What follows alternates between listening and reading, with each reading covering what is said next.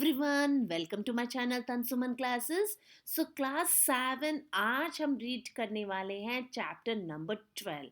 और chapter number 12 बहुत ज़्यादा इंटरेस्टिंग है।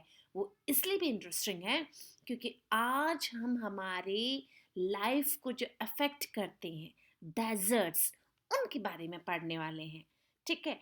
अब वो डेजर्ट्स जो होते हैं ना, वो हमारी लाइफ को डायरेक्ट और इनडायरेक्ट दोनों तरीके से हमारी लाइफ पे इम्पैक्ट डालते हैं। ठीक है। तो पहले तो मैं आपको ये बताऊं कि डेजर्ट्स क्या होते हैं। देखिए, आप एक डेजर्ट तो होता है मीठा वाला, है ना। लेकिन दूसरा डेजर्ट क्या होता है, मरुस्थल। दोनों का होमोफोन्स में अगर देखा तो दोनों सुनने में एक जैसे लगते हैं, लेकिन एक का होता है मीठा और एक का होता है मरुस्थल। तो हम आज उस मरुस्थल के बारे में रीड करने वाले हैं, उस रेगिस्तान के बारे में रीड करने वाले हैं जहाँ पे की रेनफॉल नाम मात्र होती है और वेजिटेशन भी ना के बराबर होता है। हम उस डेजर्ट के बारे में पढ़ने वाले हैं जो कि बहुत ज़्यादा बड़ा है। आपको पता है, जैसे जैसे हम किसी सब्जेक्ट के बारे में या किसी टॉपिक के बारे में रीड करते हैं, है ना, हमें उसको रीड करने के बाद में कहीं ना कहीं रियलाइज होता है कि आई लेस न्यू, यानी मुझे तो बहुत कम मालूम था इसके बारे में। इट मीन्स जैसे ही हम कोई नया टॉपिक शुरू करते हैं, हमें उसके बारे में रीड करके बहुत अच्छा लगता है। और बहुत अच्छा इसलिए लगता है क्योंकि उस सब्जेक्ट के बारे में हमें थोड़ी बहुत जानकारी और हो जाती है।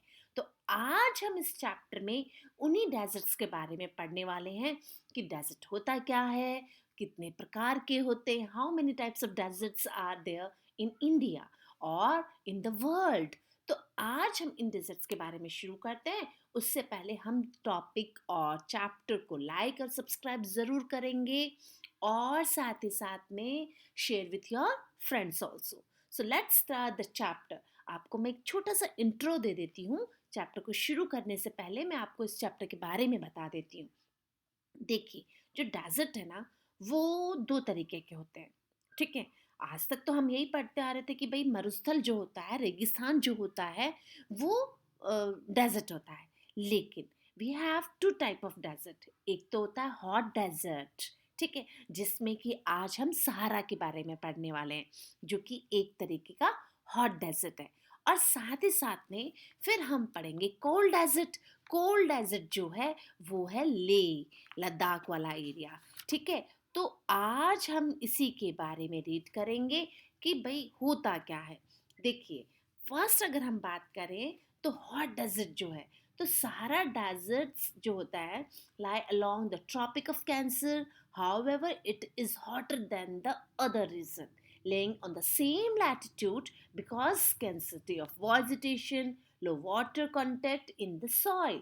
The Sahara Desert is the largest and hottest desert in the world, and that is the third largest over all of the Antarctica and the Arctic Ocean.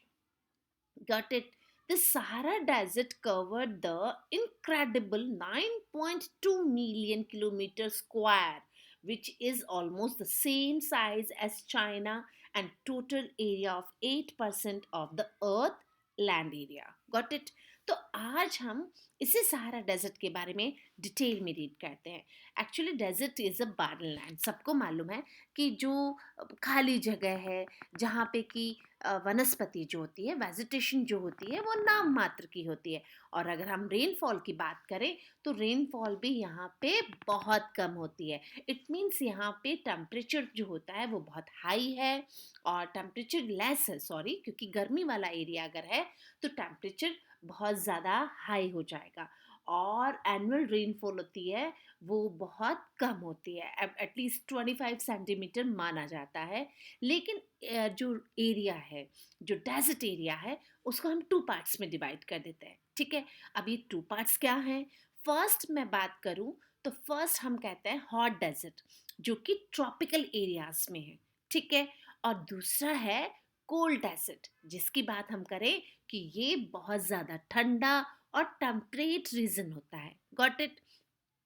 In the desert region, people have adapted themselves to live in extreme climatic conditions that inhabited only those parts of the desert where the water is available. So the desert regions are very thinly populated. यानी जो hot desert है और ये मुख्य तरीके से देखा जाए तो ट्रॉपिकल एरियाज में देखने के लिए मिलते हैं, और जो कोल्ड डेजर्ट है वो टेम्परेचर जहाँ पे कि बहुत कम हो जाता है, पोलर एरियाज होते हैं और टेम्परेट रीजन में ये देखने के लिए मिलते हैं। अब हम बात करते हैं कि लोगों ने अडेप्ट कर लिया है ना, उस रीजन में रहने वाले लोगों ने अपने आप को उस तापमान में और उस जलवायु में रखने के लिए अपने आप को उनके लायक बना लिया है। सो द क्लाइमेटिक कंडीशन जो होती है ना, वहाँ के अनुसार लोगों का रहन सहन हो जाता है, खाना हो जाता है, कपड़े हो जाते हैं। ठीक है, देखिए डेजर्ट रीजन जो है ना, वहाँ पे बहुत कम लोग रहते हैं। अब वो लोग कम क्यों रहते हैं? क्योंकि वहाँ पे पानी बहुत कम है, वेजिटेशन बहुत कम है। इसी के बारे में आज हम डिटेल में पढ़ते हैं, और डिटेल में फर्स्ट जो टॉपिक है वो है हॉट डेजर्ट। हॉट यानी गरम और डेजर्ट यानी मरुस्थल। तो आज हम उस गरम मरुस्थल के बारे में पढ़ने वाले हैं जिसका नाम है सहारा डेजर्ट। ठीक है, so the hot desert lie between 20 to 30 latitude north and south of the equator। यानी इक्वेटर 0 डिग्री जो इक्वेटर है उसके 20 से लेके 30 लैटिट्यूड इन बिटवीन ये पाया जाता है। And the hot deserts are found in all the continents. यानी ये सभी कॉन्टिनेंट में पाए जाते हैं, लेकिन यूरोप और अंटार्कटिका में नहीं पाए जाते। यहाँ पे आपको ध्यान रखने की बात है। So these deserts are located on the western margin of the continents। और जो मेन हॉट डेजर्ट्स जो हैं इन द वर्ल्ड, अगर हम उनकी बात करें तो वो हैं Sahara desert, Kalahari, Arabian desert और great Australian desert, Atacama and the Thar. The Thar is in India and the Mexican desert. Got it? यानी इन सभी डेजर्ट्स के नाम हमें मालूम होने चाहिए।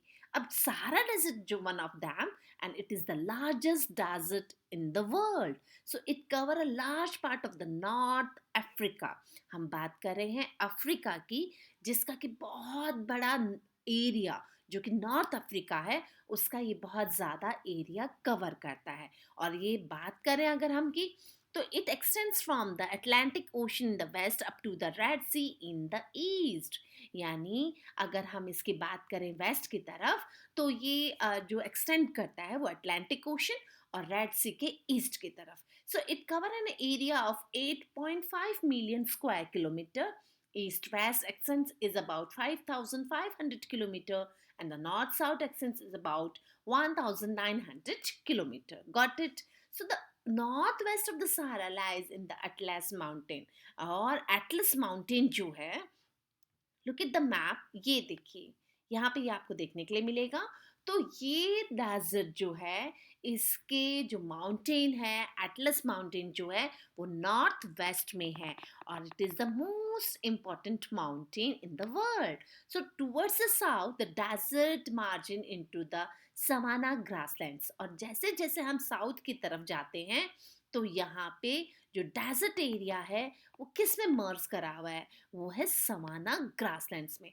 आप ये देखिए, लुक एट दिस मैप, ये देखिए। ठीक है, तो एटलस माउंटेन ये रहा, और जैसे जैसे हम साउथ की तरफ जाएंगे हमें यहाँ पे घास के मैदान मिलेंगे, और सवाना ग्रासलैंड्स के नाम से ये जाने जाते हैं। So in spreads across about is called the part of this region is the 11 countries। और ये 11 countries कौन कौन सी हैं जिनमें कि ये फैली हुई हैं? So that's Morocco, Algeria, Libya, Egypt, तुसानिया, Sudan, Chad, Mali, Mauritania, Niger and West Sahara. ठीक है, तो ये जो मोरांटिना जो है, ये सारी 11 कंट्रीज इसको क्रॉस करती है। Across this countries, so sand is the most important features of the hot desert. और अगर हम बात करें सैंड की, तो ये यहाँ पे चारों तरफ मिट्टी ही मिट्टी फैली हुई है। Yet only 1/4 of the Sahara is under sand। It is a flat waterless, waterland. So Sahara is called the Al-Khela, which means emptiness. यानी एल खेला का मतलब है जहाँ पे कि सब कुछ खाली है, ठीक है। और अगर हम सहारा डेजर्ट की बात करें तो सहारा डेजर्ट जो है ना, it occupy a vast area in the north part of the Africa. अगर हम बात करें तो Tropic of Cancer passes through the middle of this desert and the surface of the desert is not uniform। यानी यहाँ का जो धरातल है वो यूनिफॉर्म मोशन में नहीं मिलता है। It has highlands, plateaus, plains, basins. Okay, so the Sahara is not always been a waterland. यहाँ पे वाटरलैंड नहीं है। Once it was a fertile region which is thick forest. यहाँ पे फॉरेस्ट भी मिलते हैं जहाँ पे कि पानी है। Over thousand of years the force of the nature various human activities have converted the region into a barren wasteland। यानी बहुत ज़्यादा पानी की कमी होने की वजह से ये एकदम सुनी जगह है जहाँ पे कि पानी नाम मात्र का भी नहीं है। तो surface of the desert into is not uniform. जैसा कि हमने पहले बताया कि ये धरातल जो है इसका यूनिफॉर्म नहीं है।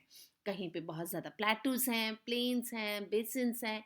और अगर हम बात करें तो माउंट ईमी कोसाई जो कि तिब्स्तीस रेंज है जिसकी हाइट है 3415 metre is the highest point and it has a bare rocky surface is rise more than 2500 meters. Our Lake Chad is the southern border of the Sahara. It is only a freshwater lake in this region.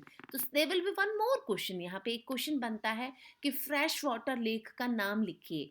तो आप लिखेंगे lake Chad. Okay, अब the Nile and Niger River flows along the fingers in this desert। यानी फ्रिंग्स, ठीक है। यानी यहाँ पे जो नाइल रिवर है, जो नाइजर रिवर है, वो यहाँ पे फवारों के तौर पे इस डेजर्ट में निकलती है। और वो कैसे? A vast expanse in the Sahara has only a wadis which has one more important river. और यहाँ की जो रिवर है ये बहुत इम्पॉर्टेंट इसलिए भी है क्योंकि these valleys get flooded by the sudden downpours and the underground water in the Sahara obtained from the oasis। अच्छा, oasis यहाँ पे एक ऐसी जगह होती है जहाँ पे कि पानी मिलता है और उसके चारों तरफ लोग बस जाते हैं। तो यहाँ की जो नदी है वो भी बहुत इम्पोर्टेंट है।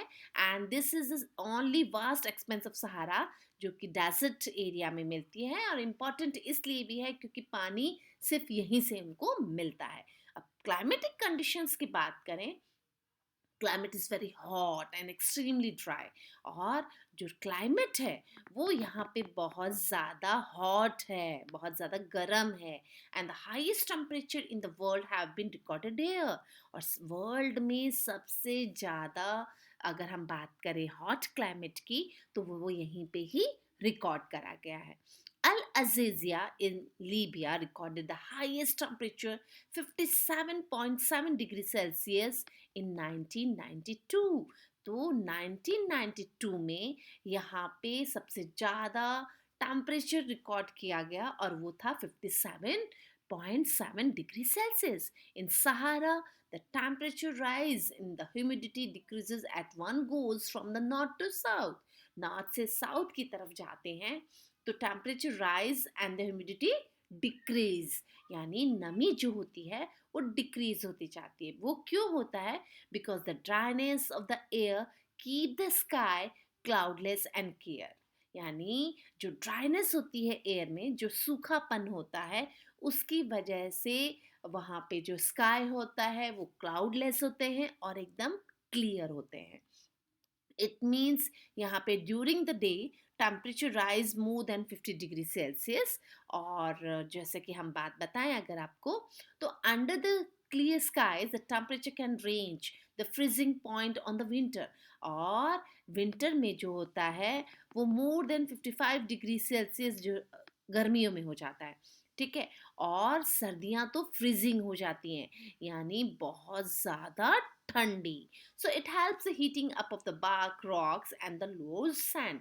और ठंडी और गर्मी की होने की वजह से ही चट्टानें बिखर जाती हैं, जिससे कि सैंड का रूप ले लेती हैं। इट टेक्स थाउजेंड और मिलियंस ऑफ ईयर्स। जैसा कि सर्दी और गर्मी से पत्थर का चटकना होता है और फिर से सैंड का निर्माण होता है। तो ये कैसे होता है? बहुत ज़्यादा ठंडी और गर्मी की वजह से। So the amount of rainfall varies gently from region to region, from year to year. In some areas there have been no rainfall for many years. और कुछ तो ऐसे एरियाज भी हैं जहाँ पे कि सालों से बारिश होती ही नहीं है। It has been no rainfall for the many years. और अगर बारिश होती भी है तो वो नाम मात्र की होती है, बहुत कम होती है। इट मीन्स यहाँ पे कि बारिश जो होती है वो बहुत कम होती है। और फ्लोरा और फ्यूना की बात करें तो the climate condition has not suitable for the growth of plants. Plants के लिए सुटेबल नहीं है। क्यों? क्योंकि plants which have long roots and waxy and leathery leaves can grow. यहाँ पे सिर्फ वही प्लांट्स उग सकते हैं जिनकी लॉन्ग रूट्स होती हैं। इन सर्च ऑफ वाटर इनकी रूट्स लॉन्ग हो जाती है। ठीक है। वैक्सी, जैसा कि कैक्टस होता है, कैक्टी जो प्लांट होता है जिनके ऊपर वैक्स जैसा आपको लगता है, वही प्लांट्स यहाँ पे उग सकते हैं। और the main plant species are cactus, acacia, baobab and red palms. इनमें की जो प्लांट्स हैं वो ये ज़्यादा मेनली यहाँ पे उगाए जाते हैं और देखने के लिए भी मिलते हैं। Date palms also grow near the oasis. और ओएसिस के पास में भी ज़्यादा हमें देखने के लिए मिल जाता है because availability of water.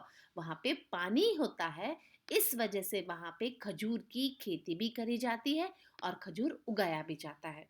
Animals जो हैं वो कैमल्स हैं, हाइनास हैं, फॉक्स हैं, स्कॉर्पियन यानी बिच्छू जो होते हैं, है ना, स्नेक्स हैं, लजार्ड्स हैं, यहाँ पे बहुत बड़ी संख्या में मिलते हैं। अगर हम बात करें वेजिटेशन की तो डेजर्ट क्या होता है बेटा? जहाँ पे कि वेजिटेशन थ्रोनी बुशेस होती है ना, कैक्टाई है, बाओबोब है, डेड पाम्स हैं, अकाई है। Vegetation grown in the peripheral areas where it is known as the oasis and the water is available. So the oasis, dead palms, cereals, vegetables are cultivated nowadays. So the sheep, goat, hyenas, jackal, fox, and camel is called the sheep of the desert, so it can survive without food and water for a long time. That's why people जो होते हैं वो camel को रखते भी हैं। And people in the economic activities की बात करें हम तो यहाँ के जो लोग हैं उनकी लाइफ बहुत डिफ़िकल्ट है, बहुत ज़्यादा डिफ़िकल्ट है। और because people in the Sahara desert have adjust in the harsh climate, इस हार्श क्लाइमेट में उन्होंने अपने आप को एडजस्ट कर लिया है। However, the density of population is very low, and Sahara Desert is the home of nomadic tribes. यहाँ पे nomadic tribes मिलती हैं जिनका कि नाम होता है बौद्धियंस होते हैं, तुर्क्स होते हैं। So life in desert is very difficult, and the Bondhuans and the Turks are the main important nomadic tribes are found here. जहाँ पे कि जो जनजातियाँ जो यहाँ पे लोग रहते हैं इनमें से ये दो ट्राइब्स जो होती हैं वो बेसिकली यहाँ पे पाई जाती हैं। और अगर हम बात करें तो the presides nomadic herding moving from place to place in search of water, in search of food, and the rare sheep, goats, camels and horses.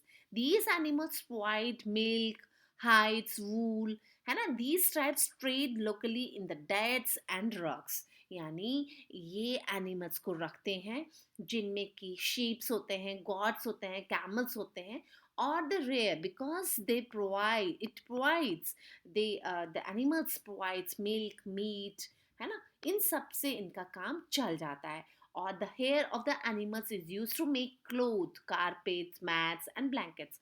और इन जानवरों के जो बाल होते हैं उनसे ये कारपेट बनाते हैं, मैट्स को बनाते हैं और इवन ब्लैंकेट्स भी बनाई जाती है। Look at the picture, the Bedouins, ये देखिए on the Turk. So the tribe of the this region, अगर हम ट्राइब की बात करें यहाँ पे जो यहाँ पे लोग रहते हैं, they are the temporary tents and move from place to place in search of water and pasture. यानी ये खाने और पानी की खोज में इधर से उधर मूव करते हैं, floor place to place, and their dress is design to protect them from the hot wind and dust storms. यहाँ पे हॉट विंड्स बहुत ज़्यादा चलती हैं, और तेज डस्ट स्टॉर्म्स इट मीन्स तेज अंधड़ वाली जो आंधियाँ जो चलती हैं, वो इसलिए लोग अपने कपड़ों को भी ऐसा ही डिज़ाइन करते हैं ताकि ये उससे बच सके। So near the oasis the people are cultivator and herdsmen. They lead a subtle life, especially in the Nile Valley in Egypt. आपको पता है, जो मैंने कहा कि ओएसिस एक ऐसी जगह होती है जहाँ पे कि पानी की उपलब्धता मिलती है, पानी मिलता है, लोग यहाँ पे कल्टीवेट भी करते हैं फसलों को। हर्ट्समैन यहाँ पे इसलिए रहते हैं, they live in a subtle life, क्योंकि यहाँ पे उनको नाइल रिवर, जो नाइल वैली है इजिप्ट की स्पेशली, यहाँ पे उनको वो क्रॉप्स उगाने के लिए मिल जाती है। And they grow variety of crops, जैसा कि राइस है, वीट है, मेज है, barley, cotton. And the oasis also provide centre of trade, यानी यहाँ पे उसके द्वारा व्यापार भी होता है। एग्रीकल्चर की बात करें तो local trending, herding have become the basic of the economy. The camel is the most important animal. It is used as a beast of burden. यानी जो कैमल होता है, जो ऊंट होता है, उसको लोग बर्डन है ना, बहुत सारा सामान उस पर ढो के चलते हैं। It also provide milk, meat and for skin. That's why यहाँ पे लोग जो होते हैं वो कैमल को अधिक पालना चाहते हैं। और camel is also called the sheep of the desert, वो सरवाइव कर जाता है ऐसे हार्श एरियाज में। दैट्स वाई यहाँ पे लोग इसको ज़्यादा पालना पसंद करते हैं। रिसेंटली मिनरल्स की बात अगर हम करते हैं तो मिनरल्स यहाँ पे बहुत ज़्यादा डिस्कवर हुए हैं, जो कि अल्जीरिया है, लीबिया है, इजिप्ट है, यहाँ पे बहुत ज़्यादा मिनरल्स देखने के लिए मिल रहे हैं। And the change the face of the economy, और इसी की वजह से यहाँ के लोगों की ज़िंदगी भी चेंज हुई है। अब वो चेंज कैसे हुई है, क्योंकि इसकी वजह से लोगों को रोजगार मिला है, एम्प्लॉयमेंट मिला है, और यहाँ पे मिनरल्स जो हैं वो बहुत बड़ी संख्या में फाउंड हुए हैं, और उनमें से है natural gas, iron ore, copper and manganese are also found. यहाँ पे इन सभी को फाउंड करा गया है। दैट्स वाई यहाँ की इकोनॉमी जो है वो थोड़ी सी चेंज हुई है। अगर हम बात करें लोगों के रहन सहन की, स्टैंडर्ड की, तो आजकल उनकी लाइफ भी काफ़ी चेंज हुई है। So the life of the people in Sahara is undergoing changes. कैसे? Many cities have developed here, and the modern facilities such like as hospitals, cultural center, religious center, even schools, super highways यहाँ पे बनाए गए हैं। और there are so many plans to construct a trans-Sahara rail road भी यहाँ पे बनाने का काम चल रहा है, जिससे कि लोगों का आना जाना इजीली रहता है। And migrating to cities in order to lead a settle life. और मैनी पीपल्स माइग्रेट इसलिए भी हो रहे हैं ताकि उनको रोजगार मिले, उनको इकोनॉमी उनकी बेटर हो। So overall the past few decades, अगर हम कुछ सालों की बात करें यहाँ पे, Sahara Desert stretch of North Africa have become rich modern due to the discovery of oil.